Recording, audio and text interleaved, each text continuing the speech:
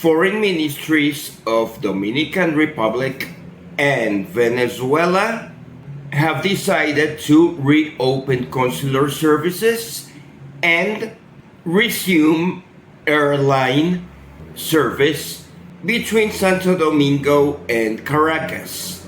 As Venezuela slowly opens up to the rest of Latin America, it would be advisable for both Dominican Republic and Venezuela to issue a joint statement requesting resolution on Cuba so that Díaz-Canel and Raúl Castro regime can finally cease oppression to its citizens.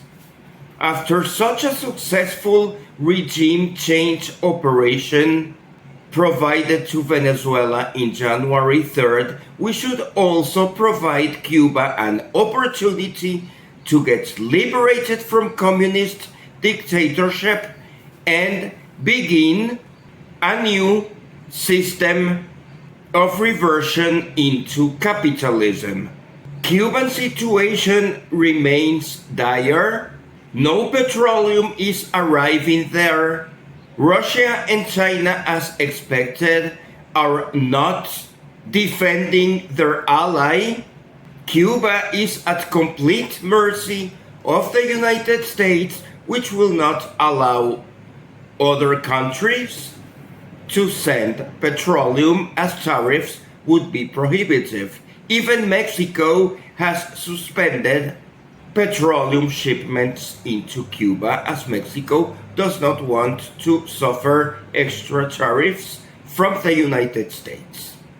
While Venezuela is already selling liquefied natural gas into the United States, as first shipment departed José Antonio Anzoátegui refining complex into the port of Providence, Rhode Island, United States.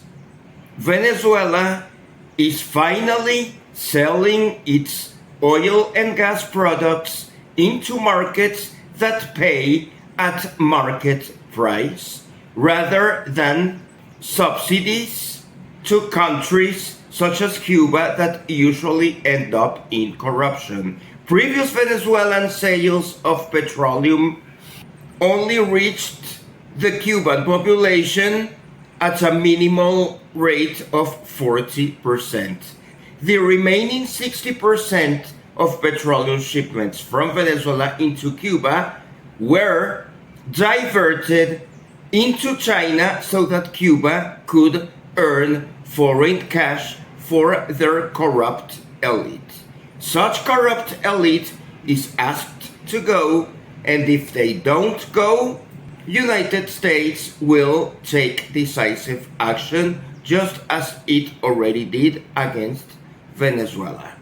Most diplomats from most foreign countries and executives of international companies operating in Cuba are evacuating. Cuba has an enormous electrical problem that will need to be solved by the United States once it topples disastrous leadership of Díaz-Canel and Raúl Castro. They are being offered to seek asylum in Moscow, Russia, just as Nicolás Maduro was previously suggested. However, Nicolás Maduro did not want exile into Russia or Turkey, therefore it was needed to arrest him. If Raúl Castro and Díaz-Canel do not want to get arrested by the United States, they must remove themselves from power and leave way to a cooperating figure who would handle Cuban politics in a manner similar as Delcy Rodriguez successfully excels in Venezuela. This is not an operation for democracy, as the United States National Security Directives from November 2025 are not seeking democracy anywhere. They just need Western Hemisphere alignment. Yandir Lochodiche, Javier Tarazona, and other celebrities were released from political prison, while Oscar Castañeda became a celebrity as he was seen with serious mobility problems and he was unable to recognize his daughter. Media activism is already suggesting that Oscar Castañeda suffered torture while in prison. Javier Tarazona, in contrast, exited with extra weight. Presumption of horrible prison conditions for all political prisoners must be verified by the evidence of some prisoners exiting in good health and other prisoners exiting in questionable health.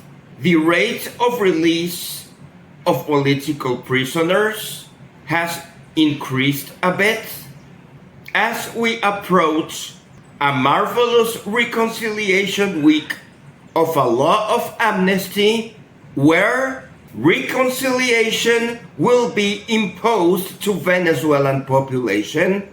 Extremist opposition does not want to reconcile, and they will continue pushing narratives of human rights violations, electoral fraud, and other well-known excuses for boycotting Venezuela's economic recovery. Many of the political prisoners that are being released were suspects of hate crimes and charges of treason to the homeland. There is still a law against hatred which needs to be kept current, as hate crimes are extremely common in social media. Social media users discriminate other social media users and they write obnoxious accusations and they distribute horrendous narratives which are not corresponding to reality as they push for certain political outcomes. Once political prisoners are released and amnesty law is passed in Congress, extremism will have no further agenda to push, and they will need to either reconsider their lives in exile or return into Venezuela through new flights offered by different airlines that are resuming service. Should they come back into Venezuela, they would have to comply with amnesty law and law against hatred.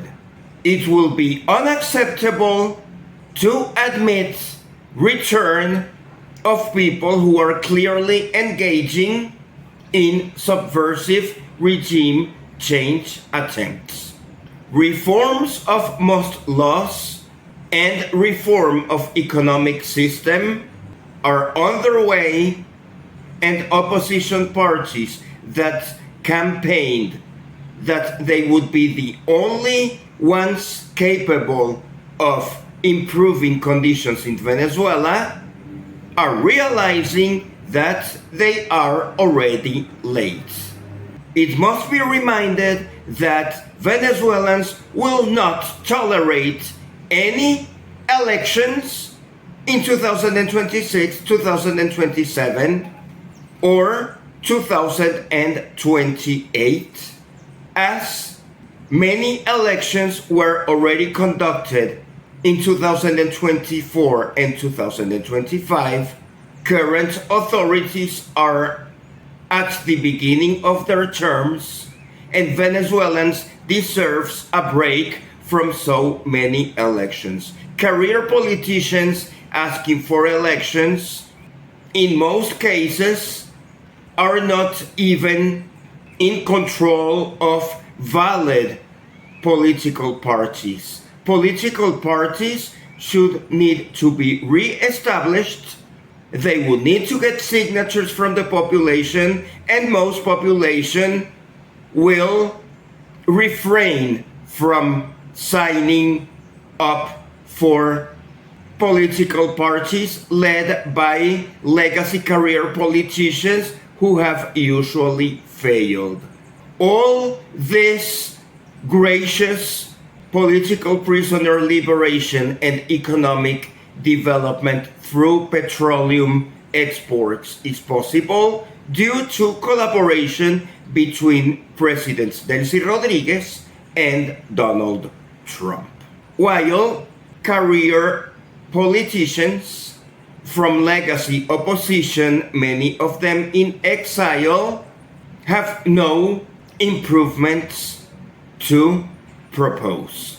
Municipalities of Baruta and Chacao are competing for becoming headquarters of several multinational corporations. Mayors Darwin Gonzalez and Gustavo Duque are preparing laws in their municipalities of Baruta and Chacao so that foreign corporations have renewed packages of tax exemptions if their investment into the municipality is significant.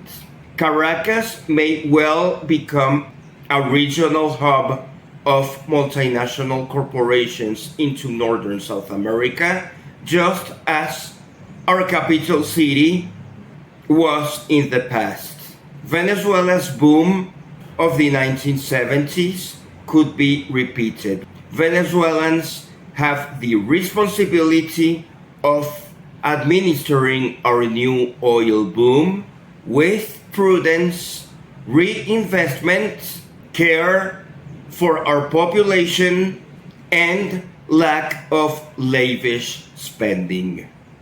Besides Chacao and Baruta, municipalities of Lecheria and Maracaibo are also expected to host international companies. It will be interesting to see recently released political prisoners if they will continue forever protesting against jail condition of other political prisoners, or if they will find a different way of life. It looks like there are people who just make a living by protesting about everything. They went into jail, they exited jail, and they go back to protesting as if it were a permanent job. It is suspected that a lot of money flows to these protesting agencies that send people to around-the-clock protests. Once reconciliation and amnesty law are passed, it will be time to turn the page and devote ourselves to Venezuela's economic growth rather than extreme polarization and politicization. Narratives provided by political prisoners tend to be political as they went into jail for political reasons.